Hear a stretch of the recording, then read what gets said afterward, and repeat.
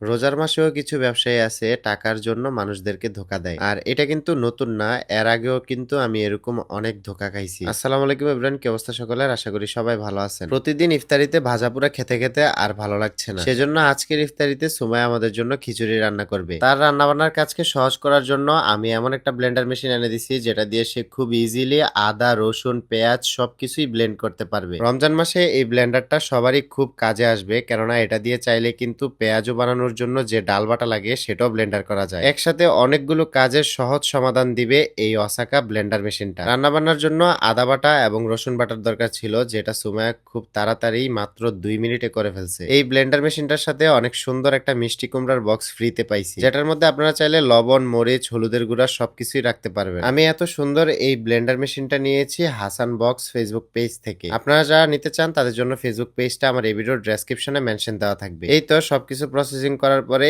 এদিকে তরকারি এবং খিচুড়ি রান্নাও শেষ। কালারটা দেখতে কিন্তু অনেক সুন্দর হয়েছে। ইফতারির আর বেশি সময় নেই, এরই মাঝখানে ইফতারি খেতে বসে হঠাৎ যখন এই তরমুজের অবস্থাটা দেখলাম তখন মুহূর্তেই মনটা খারাপ হয়ে গেল। অনেক শখ করে সাইফানের নানা ভাই এই তরমুজটা আনছে, আর এই দেখেন সেই তরমুজের অবস্থা। কিছু দোকানদার আছে তরমুজটাকে কেটে ভালোভাবে বের করে দেখায় না, জাস্ট উপর থেকে একটু হালকা করে কেটে চাপ দিয়ে দেখিয়ে দেয়। তারা নিজেরাও কিন্তু জানে যে এই তরমুজটা ভিতরে লাল হবে না, তারপরও ইচ্ছে করে এই কাজগুলো করে। আমাদের সাথে না হয় ভাবলাম যে এই জিনিসটা হইছে। অনেক মানুষ আছে খুব আশা নিয়ে শখ করে একটা তরমুজ বাসায় নিয়ে যায়, তখন যদি তাদের সাথে এই জিনিসটা হয় তাদেরই বা কতটা মন খারাপ হয় একটু ভাবে। যাই হোক, তরমুজ খাওয়া আর হলো না, এখন আমরা খিচুড়ি খাবো। এন্ড খিচুড়িটা কিন্তু দেখতে মাশাআল্লাহ অনেক সুন্দর হয়েছে। শুধু দেখতে না, যেহেতু সুমাইয়া নিজের হাতে রান্না করছে, খেতেও আলহামদুলিল্লাহ অনেক ভালো হবে। আমাদের বাসায় শুধু আমি না, এই সবজি খিচুড়িটা সবাই পছন্দ করে। গরম গরম এই খিচুড়ির পাশাপাশি যদি আচার থাকে তাহলে কিন্তু টেস্টটা আরো বেড়ে যায়। কিছুদিন আগেই আমি এই দুইটা আচার দেখছিলাম,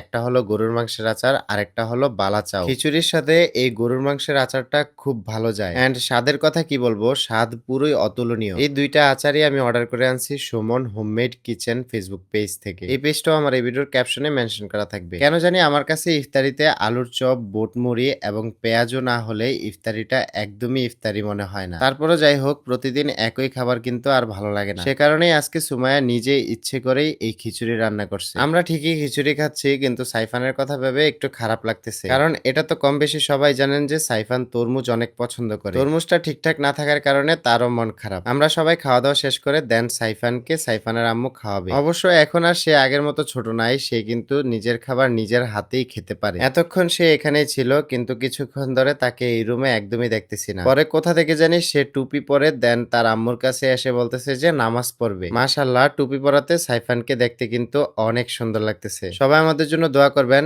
এন্ড সবার জন্য দোয়া রইল সবার রোজাগুলো যেন খুব সুন্দরভাবে কাটে। আজকে এই পর্যন্তই, সবাই ভালো থাকেন, আল্লাহ হাফেজ।